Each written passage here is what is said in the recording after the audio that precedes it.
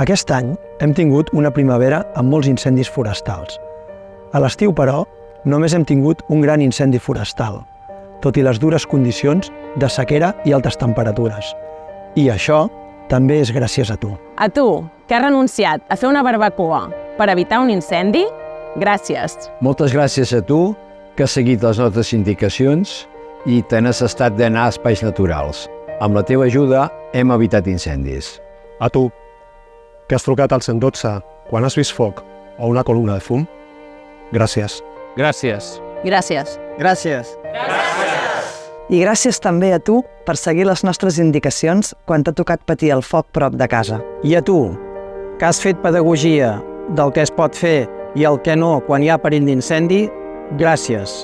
Gràcies per ajudar-nos a mantenir ben conservats els nostres espais naturals. I per respectar i estimar els nostres boscos. Gràcies per ser prudent. Gràcies per sumar-te al Foc Off. Foc off. Foc off. Foc off! Foc off! Foc off. Gràcies a tu, que mantindràs aquest grau de responsabilitat per evitar incendis també la resta de l'any. Amb el canvi climàtic no podem abaixar la guàrdia. Aquest ha estat un any especialment difícil pel que fa a la prevenció i l'extinció d'incendis. La sequera, poques pluges, altíssimes temperatures, vent i malgrat això hi ha hagut pocs incendis.